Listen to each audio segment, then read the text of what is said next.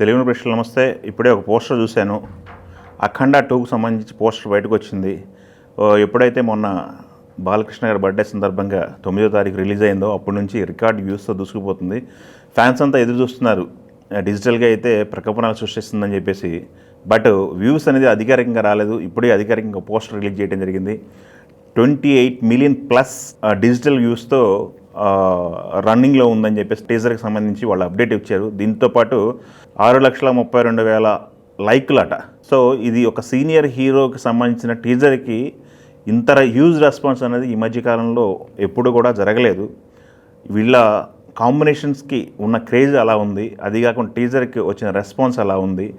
ఒక 2-3 రోజులుగా సోషల్ మీడియాని అయితే షేక్ చేస్తుంది. అక్కడ వరకు ఎందుకు, మన తెలుగు వన్లోనే అఖండ 2కు సంబంధించిన అప్డేట్లు, మనం చేసిన కంటెంట్ ఏదైతే ఉందో దానికి సంబంధించి 2 మిలియన్ డిజిటల్ వ్యూస్ మనం చూసాం అన్ని ప్లాట్ఫామ్లను.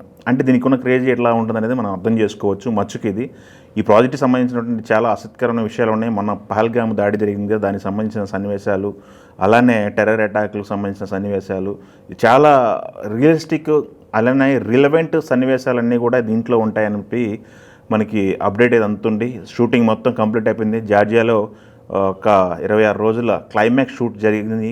ఆ క్లైమాక్స్ షూట్ తర్వాత బాలకృష్ణ గారు హైదరాబాద్ రావడం జరిగింది. డైరెక్టర్ బోయపాటి ఇంకా అక్కడ బ్యాలెన్స్ వర్క్ 1 డే ఉండటం వల్ల అక్కడే ఉన్నారు, ఇంకా రాలేదు. ఆయన ఈరోజు రేపు అయితే ఇక్కడికి వస్తారు. టాకీ పార్ట్కి సంబంధించితే ఒక 12 days టాకీ పార్ట్ మాత్రమే బ్యాలెన్స్ ఉంది. సో అనుకున్నట్లుగా దసరాకి అఖండ 2 అయితే థియేటర్లో ప్రత్యక్షం అవుతుంది. వాళ్ళు డేట్ మళ్ళీ ఒక్కసారి రిపీట్ చేశారు టీజర్తో పాటు.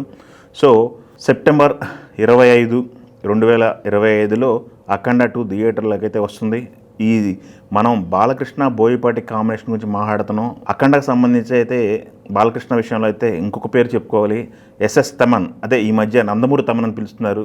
తమన్ చేస్తున్నటువంటి వర్క్ ఏదైతే ఉందో ఆ సినిమాలకి ఎంత యాడ్ అవుతుంది అనేది నందమూరి అభిమానులందరూ కీర్తించిన విషయం. ఆయనకి వీరసింహారెడ్డి తర్వాత వచ్చినటువంటి ప్రాజెక్టు డాకు మహారాజ్ సక్సెస్ తర్వాత ఆయనకి BMW కారు కూడా ఇవ్వడం జరిగింది. సో ఈ త్రయం చేస్తున్నటువంటి ప్రాజెక్ట్ కాబట్టి దీని మీద క్రేజ్ అయితే విపరీతంగా ఉంది. అలానే అఖండ సీక్వెల్ కాబట్టి ఈ క్రేజ్ ఇంకా మరింతగా ఉండటంతో ఈ సినిమా పైన అయితే అంచనాలు ఉన్నాయి. ఇప్పటికైతే డిజిటల్ వ్యూస్లో అయితే దూసుకుపోతుంది.